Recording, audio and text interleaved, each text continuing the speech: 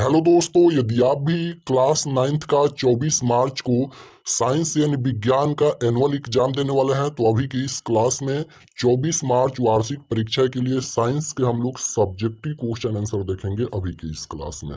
तो यहाँ पर देख सकते हो एनुअल एग्जामिनेशन 2025 क्लास 9th ये साइंस का क्वेश्चन पेपर है और इस क्लास में हम लोग इसका सब्जेक्टिव क्वेश्चन आंसर देखेंगे। तो आप लोग से रिक्वेस्ट है कि आप लोग इस क्लास को पूरा वॉच कीजिएगा और इस क्लास में हम जितना क्वेश्चन बताएंगे आप लोग नोटबुक पर लिखकर जरूर याद कर लीजिएगा। तो चलिए हम लोग क्लास को स्टार्ट करते हैं। साइंस का एग्जाम पूरे यहाँ पर 80 नंबर का होगा क्योंकि 20 नंबर का प्रैक्टिकल का एग्जाम होता है और समय 2 घंटा 45 मिनट का मिलेगा। इस क्लास में हम लोग साइंस के सब्जेक्टिव क्वेश्चन यानी लघु उत्तरीय प्रश्न और दीर्घ उत्तरीय प्रश्न देखेंगे। तो आइए पहला नंबर क्वेश्चन देखते हैं। ये सभी प्रश्न को आप लोग याद कर लीजिएगा।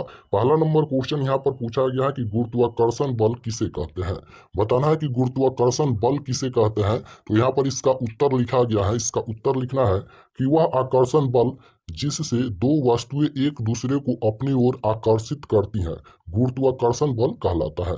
जब पत्थर का एक टुकड़ा स्वतंत्र रूप से पृथ्वी पर गिरता है तो पृथ्वी तथा पत्थर का टुकड़ा दोनों एक दूसरे को आकर्षित करते हैं।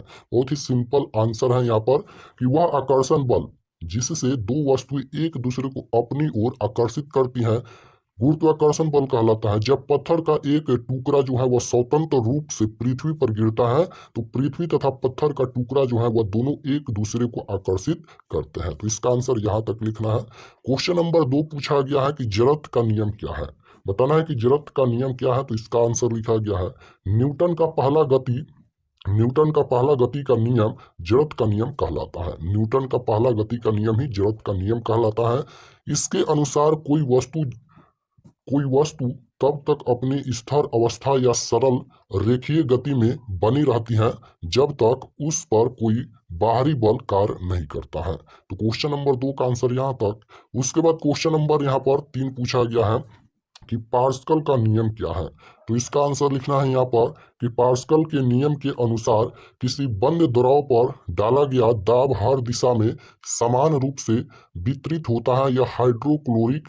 हाइड्रोलिक यहाँ पर यह हाइड्रोलिक ब्रेक और हाइड्रोलिक लिफ्ट में प्रयुक्त होता है। तो यहाँ तक इसका आंसर लिखना है। उसके बाद 4 नंबर क्वेश्चन पूछा गया है कि आधारी राशियाँ क्या है। बताना है कि आधारी राशियाँ क्या है। तो इसका आंसर लिखा गया है आधारी राशियाँ वे भौतिक राशियाँ हैं जो स्वतंत्र होती हैं और जिनसे अन्य भौतिक राशियाँ व्युत्पन्न राशियाँ प्राप्त की जाती हैं जैसे लंबाई द्रव्यमान समय और विद्युत धारा तापमान पदार्थ की मात्रा और ज्योति तीव्रता। तो 4 का आंसर यहाँ तक लिखना है। 5 नंबर क्वेश्चन पूछा गया है कि क्या एक समान वृत्तीय गति एक त्वरित गति है। क्या एक समान वृत्तीय गति एक त्वरित गति है। तो इसका आंसर लिखना है हाँ, क्योंकि दिशा निरंतर बदलती रहती है जिससे वेग में परिवर्तन होता है और ये त्वरण उत्पन्न होता है। तो 5 नंबर क्वेश्चन का आंसर यहाँ तक लिखना है। उसके बाद क्वेश्चन नंबर 6 पूछा गया है कि संवेग की परिभाषा लिखिए। संवेग की क्या परिभाषा है। तो संवेग किसी वस्तु के द्रव्यमान और वेग का गुणनफल होता है। इसे P बराबर mv से व्यक्त किया जाता है। तो यहाँ तक लिखना है। ये सभी लघु उत्तरीय प्रश्न है। दीर्घ उत्तरीय प्रश्न भी हम लोग देखेंगे। 7 नंबर क्वेश्चन है कि ध्वनि तरंगों को यांत्रिक तरंग क्यों कहते हैं। बताना है कि ध्वनि तरंगों को यांत्रिक तरंग क्यों कहते हैं। तो इसका आंसर लिखा गया है क्योंकि इनके संचरण के लिए माध्यम जैसे ठोस द्रव या गैस आवश्यक होता है। तो यहाँ तक इसका आंसर लिखना है। और अगर आप लोग इस चैनल पर नए होंगे तो चैनल को जरूर सब्सक्राइब कर लीजिएगा क्योंकि ये एग्जाम के बाद क्लास 10th का तैयारी कराया जाएगा इस चैनल पर 2026 बोर्ड परीक्षा के लिए। और सभी क्वेश्चन पेपर मतलब कि नोट्स हो जाएगा। Chapter by chapter notes objective subjective सभी हम बिल्कुल फ्री में देंगे। तो आप लोग इस चैनल से जुड़े रहिएगा। 2026 बोर्ड परीक्षा के लिए इस चैनल पर क्लास स्टार्ट हो जाएगा जैसे ही एग्जाम समाप्त होगा। तो और नोट्स बिल्कुल फ्री में मिलेगा ऑब्जेक्टिव सब्जेक्टिव दोनों। 8 नंबर क्वेश्चन है कि गैस के दाब से आप क्या समझते हैं। बताना है कि गैस के दाब से आप क्या समझते हैं। तो इसका उत्तर लिखा गया है कि किसी बंद पात्र की दीवारों पर गैस के अणुओं द्वारा डाले गए बल को गैस का दाब कहते हैं। तो यहाँ तक लिखना है। उसके बाद क्वेश्चन नंबर 9 पूछा गया है कि विभवांतर से आप क्या समझते हैं। विभवांतर से आप क्या समझते हैं। तो इसका उत्तर लिखा गया है कि किसी बिंदु पर किसी बिंदु पर विद्युत विभव का अंतर विभवांतर ही कहलाता है। यह विद्युत प्रवाह को उत्पन्न करता है। तो क्वेश्चन नंबर 9 का आंसर यहाँ तक लिखना है। उसके बाद क्वेश्चन नंबर 10 पूछा गया है कि किसी द्रव की गुप्त ऊष्मा क्या है। तो इसका आंसर लिखना है कि किसी द्रव को उसके तापमान को बदले बिना अवस्था परिवर्तन के लिए आवश्यक ऊष्मा गुप्त ऊष्मा कहलाती है। उसके बाद क्वेश्चन नंबर 11 पूछा गया है कि जीन को आनुवंशिक इकाई क्यों कहते हैं। जीन को आनुवंशिकी इकाई क्यों कहते हैं। तो इसका आंसर लिखा गया है क्योंकि यह माता पिता से संतानों में आनुवंशिकी लक्षणों के स्थानांतरण के लिए जिम्मेदार होता है। तो यहाँ तक इसका आंसर लिखना है। उसके बाद क्वेश्चन नंबर 12 पूछा गया है कोशिका को जीवन की संरचनात्मक एवं क्रियात्मक इकाई क्यों कहा जाता है। तो इसका उत्तर लिखना है कि सभी जीव कोशिकाओं के बने होते हैं। ये जीवन की मूलभूत इकाई है। जीवित कोशिका में मूलभूत कार्य करने की क्षमता होती है, अतः इसे जीवन की संरचनात्मक तथा क्रियात्मक इकाई कहते हैं। तो यहाँ तक इसका आंसर लिखना है कि अतः इसे जीवन की संरचनात्मक तथा क्रियात्मक इकाई कहा जाता है। ये बायोलॉजी का प्रश्न है। उसके बाद क्वेश्चन नंबर 13 देखिए पूछा गया है कि परमाणु उदासीन क्यों होता है। परमाणु जो है वह उदासीन क्यों होता है। तो इसका उत्तर लिखा गया है कि परमाणु में ऋण आवेशित इलेक्ट्रॉनों और धन आवेशित प्रोटॉनों की संख्याएं समान होने के कारण परमाणु विद्युत उदासीन होता है। परमाणु में ऋण आवेशित इलेक्ट्रॉनों और धन आवेशित प्रोटॉनों की संख्याएं समान होने के कारण परमाणु विद्युत उदासीन होते हैं। तो यहाँ तक इसका आंसर लिखना है। उसके बाद हम लोग दीर्घ उत्तरीय प्रश्न भी देख लेते हैं। 6 क्वेश्चन पूछा जाएगा जिनमें से 3 प्रश्नों का ही उत्तर देना है, फिजिक्स केमिस्ट्री बायोलॉजी तीनों से। तो ये दीर्घ उत्तरीय प्रश्न है। पहला नंबर क्वेश्चन दीर्घ उत्तरीय प्रश्न से पूछा गया है कि स्थिर अनुपात का नियम को लिखे। स्थिर अनुपात का नियम को लिखे। देखिए एग्जाम में अगर आपको कोई प्रश्न का आंसर नहीं आता है तो उसे रिलेटेड प्रश्न जो आपको याद होगा वो भी लिख सकते हैं। थोड़ा सा नंबर कटेगा, बाकी पूरा नंबर बिल्कुल मिलता है।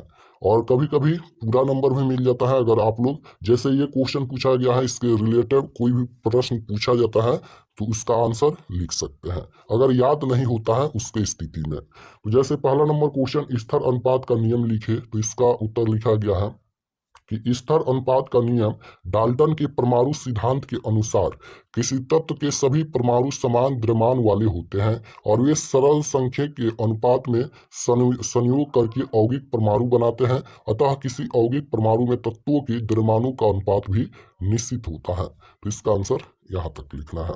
उसके बाद क्वेश्चन नंबर 2 पूछा गया है कि गुरुत्वाकर्षण नियतांक जी को सर्वात्रिक नियतांक क्यों कहा जाता है। बताना है कि गुरुत्वाकर्षण नियतांक जी को सर्वात्रिक नियतांक क्यों कहा जाता है। तो इसका उत्तर लिखा गया है कि जी एक नियतांक है जिसे गुरुत्वाकर्षण नियतांक कहा जाता है। यहाँ पर जी एक नियतांक है जिसे गुरुत्वाकर्षण नियतांक कहा जाता है। चूंकि जी का मान कणों की प्रकृति, उनके द्रव्यमान, उनके बीच की दूरी, माध्यम, समय तथा दाब इत्यादि पर निर्भर नहीं करता है तथा ब्रह्मांड के सभी कणों के लिए एक ही होता है, अतः इसे सर्वात्रिक गुरुत्वाकर्षण नियतांक भी कहा जाता है। तो यहाँ तक इसका उत्तर लिखना है। उसके बाद क्वेश्चन नंबर 3 बायोलॉजी का क्वेश्चन है कि बहुकोशिकीय जीवों में ऊतकों की क्या उपयोगिता है।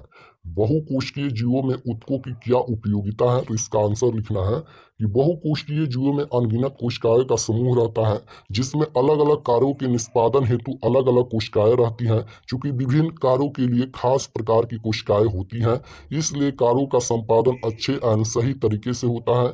जैसे मनुष्य में गति प्रदान करने के लिए मांसपेशियों की कोशिकाओं में संकुचन तथा शिथिलीकरण होना, रक्त कोशिकाओं के द्वारा ऑक्सीजन, खाद्य पदार्थों, हार्मोन्स तथा अपशिष्ट पदार्थ का संवहन तंत्रिका कोशिकाओं द्वारा संदेशों का वाहन आदि। इसी प्रकार पौधे में विभिन्न कार्यों के लिए अलग एवं विशिष्ट प्रकार की कोशिकाएं रहती हैं। जैसे संवहन मंडल की कोशिकाएं जल एवं खाद्य पदार्थों की एक हिस्से से दूसरे हिस्से तक ले जाने का कार्य करती हैं। तब बहुकोशिकीय जीवों में कार्यों के दक्षतापूर्वक संचालन के लिए श्रम विभाजन होता है। तो यहाँ तक इसका आंसर लिखना है। तो इतना प्रश्न हम बता दिए। चलिए आपको हम बता देते हैं कि आप लोग इसका PDF क्वेश्चन पेपर कैसे डाउनलोड कर सकते हैं। और ये सभी प्रश्न को आप लोग लिख कर जरूर याद कर लीजिएगा और चैनल पर नए होंगे तो चैनल को जरूर सब्सक्राइब कर लीजिएगा। चलिए